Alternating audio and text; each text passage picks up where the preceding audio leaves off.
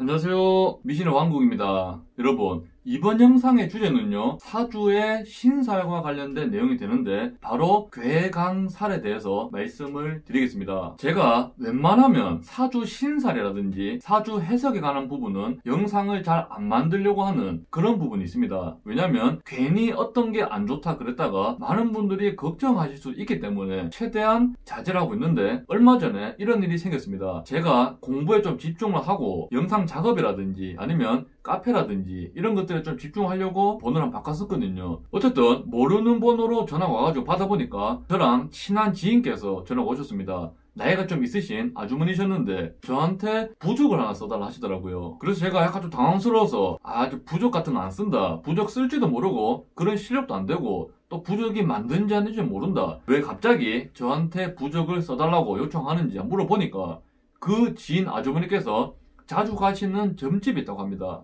점집에 갔는데 만약에 부적을 안 쓰면 자식들이 결혼을 못한다고 그렇게 이야기를 했다 하더라고요. 저한테 정확히 말씀하신 게 호랑이한테 물려 죽는 살이 있는데 이거 어떻게 하면 해소할 수 있냐 그렇게 말씀하시길래 설마 뭐 백호살 말씀하세요? 이렇게 물어보니까 맞대요. 그 호랑이 막 하면서 백호살 그런 식으로 얘기하더라고요. 저는 부적도 안 쓰고 사주 상담도 안 합니다. 그렇게 정중히 말씀드리고 어느 정도 이해를 시켜드린 다음에 전화를 끊었습니다. 제가 그래서 앞으로 괴강살이나 백호살이나 이런 것들에 대해서 간단하게 보는 방법을 말씀드릴 테니까 본인의 사주팔자에 이러한 살이 있으면 어떤 식으로 해석하신지 정확히 아시고, 제가 봤을 때 물건이라든지 개운템보다도 중요한 게 마음가짐입니다. 많이들 들어보셨을 텐데 사주불여 관상, 관상불여 심상 이런 말이 있습니다. 사주보다는 관상이고 관상보다는 심상이다. 즉 마음이 가장 중요하다. 그런 식으로 말씀드릴 수 있겠습니다. 그러면 이 정도 말씀드리고 괴강살이 무엇인지 말씀을 드리겠습니다. 그리고 만약에 천간지지가 뭔지 모르겠다, 아니면 가불병정 무기경신임계 사주팔자가 뭔지 모르겠다, 그런 분들은 상단에 링크를 클릭해 주시면 본인의 사주팔자를 찾는 방법을 쉽게 알 수가 있을 겁니다. 그래서 그 영상을 보시고 이번 영상을 시청하시길 추천해드립니다.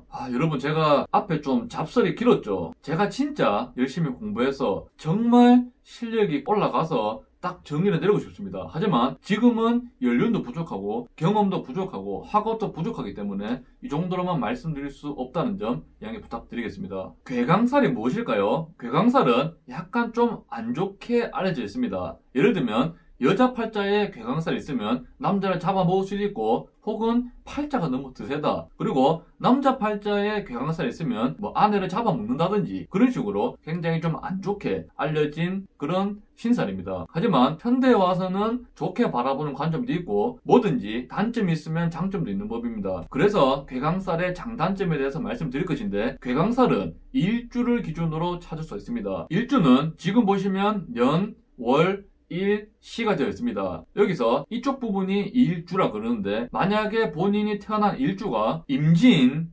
경진, 경술, 무술 일주라면 그분은 괴강살을 가지고 태어나셨다고 보시면 됩니다. 그리고 현대에 와서는 무진 그리고 임술까지 괴강살로 포함하는 그런 추세이기 때문에 이 6가지가 아무래도 괴강살을 가진 일주라고 보시면 될 것 같습니다. 그리고 괴강살에 대해 설명해 드릴 건데, 괴강살이 성립을 하려면 일주에 괴강살이 있어야 됩니다. 만약에 년주, 월주, 시주 이쪽에 방금 말씀드린 괴강살 글자가 있다 하더라도 그분은 괴강살이 없다고 그런 식으로 해석하시면 될 것 같습니다. 하지만 제 개인적인 짧은 소견으로 봤을 때 월주라든지 년주에 있다 하더라도 그분이 괴강살 일주가 아니라 하더라도 괴강의 힘이 충분히 생기는 경우를 많이 봤습니다. 그래서 이러한 글자가 본인의 사주에 있다면 영상을 한번 끝까지 봐주시고 이게 나한테 해당될까 안 될까 그것을 한번 보시면 될 것 같습니다. 사주 이론이 너무 많기 때문에 맞냐 아니냐 그것보다도 한번 대입해 보시면 됩니다. 대입해 보시고 이것은 정말 나에게 맞겠구나, 이것은 나에게 아니겠구나, 그런 식으로 판단하시면 그게 가장 빠른 것 같습니다. 괴강살을 가진 분들의 장점은 굉장히 사람이 깔끔한 편이며 용감하고 또한 사람이 좀 특이하다고 말씀드릴 수 있습니다. 왜냐하면 일반적이지 않고 약간 좀 대범하게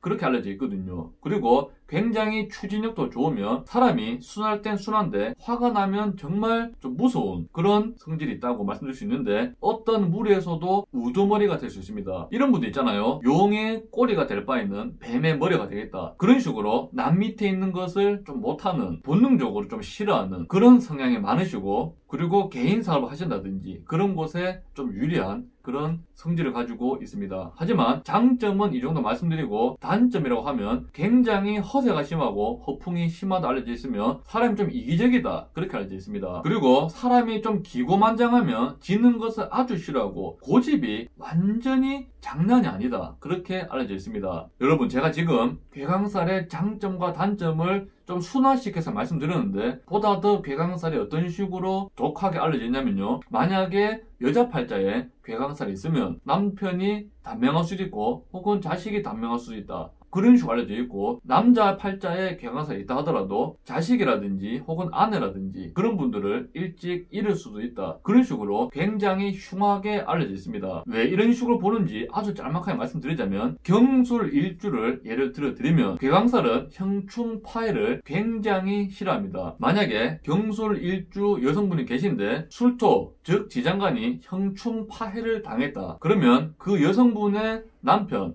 즉 관성은 술토 지장간에 들어가 있습니다. 그래서 이 술토에 있는 지장간이 천간에 드러나 있거나 혹은 아니면 운에 그것을 친다면 그것이 입고가 될 수도 있습니다. 입고란 말을 좀 더 쉽게 말씀드리면 진술충미는 창고라 보시면 됩니다. 창고고 고지라고도 볼 수 있는데 술토는 화의 창고라 불립니다. 그래서 조금 더 쉽게 말씀드리면 이 창고 안에 남편이 있는데 이 창고를 옆에서 치거나 깨거나 그러면 남자의 자리가 위험해지잖아요. 그래서 깨진다 그렇게 말씀드릴 수 있거든요. 어쨌든 본인의 창고에는 남편이 들어있는데 그 남편이 들어있는 상자가 옆에서 막 치는 겁니다. 그래서 만약에 점집이나 혹은 철학원 가시면 야 개강살 있다 백호살 있다 당신 살풀해야 돼 이런 식으로 이야기를 하는 겁니다. 물론 이런 쪽으로 보더라도 남편 자리가 약간 좀 불안할 수 있겠다 그런 식으로 볼 수 있지만 이 괴강살이 있다고 모든 사람이 그렇게 되는 것은 절대 아닙니다. 그리고 어떤 역술인들은 이 괴강살이나 백호살 이런 것을 신살이라고 하거든요.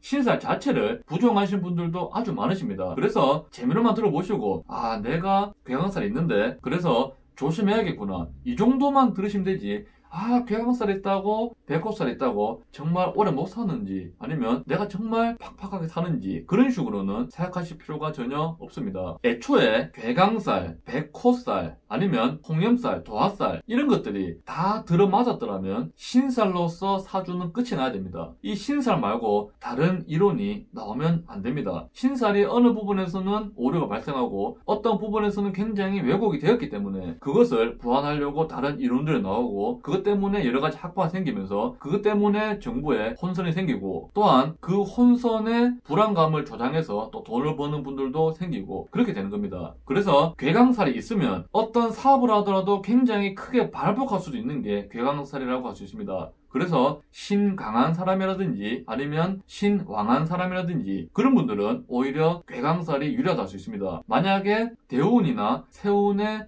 괴강살 관련된 글자가 오더라도 그것은 영향이 있다고 말씀드릴 수 있고 단 이때 조건은 본인의 일주가 괴강 일주여야만 해당이 된다는 점 말씀드리고 또한 이 괴강살은 형충파해를 극도로 싫어합니다. 그래서 만약에 본인이 임진 일주신데 축년이 오거나 혹은 술년, 진년 이런 식으로 관련된 연도가 오신다면 그때는 약간 사업을 확장하기보다는 가세를 늘리기보다는 실속적으로 가시는 게 보다 조금 더 유리하지 않나 그런 생각을 해봅니다. 그리고 만약에 본인이 경진 일주신데 년이나 월이나 시에 만약에 괴강이란 글자가 하나 더 들어가 있다 그러면 괴강살이 2개 있으신 분들은 괴강살의 영향력이 좀 더 크다 할 수 있고 3개가 있으면 그 사람은 괴강살의 영향이 보다 더 크다 할 수 있겠죠. 그러면 괴강살의 영향이 보다 더 크다 이 말은 바꿔 말하면 아주 크게 발복할 수도 있다. 타고난 리더의 기질이 있다. 그런 식으로 해석하셔도 될 것 같습니다. 그리고 만약에 괴강의 글자가 연주에 있다. 그러면 조상덕이 안 좋거나 아니면 조상님이 굉장히 강직하시거나 기세가 강했던 분이고 혹은 만약에 월주에 괴강의 글자가 있다. 그렇다면 그분은 부모님이나 혹은 형제, 윗사람 때문에 고생을 한다든지 아니면 윗사람의 덕을 많이 볼 수 있다. 그런 식으로 볼 수 있고 또한 희주 사주에 있다 그러면 그분은 말년에 괴강의 기운이 강하다 말씀드릴 수 있겠습니다. 이런 식으로도 볼 수 있습니다. 만약에 본인이 경금일주고 경진일주신데 만약에 월주나 혹은 연주에 무술이나 경술 이런 글자가 들어있다. 그러면 진토나 술토가 경금에게는 인성을 의미합니다. 그래서 그분은 학업적으로 굉장히 크게 발복할 수도 있다. 그런 식으로 일간을 기준으로 육친적으로도 다가가서 해석을 해보실 수 있을 겁니다. 오늘의 영상은 여기서 마치겠습니다. 미신왕국 시청해주셔서 너무 감사드립니다.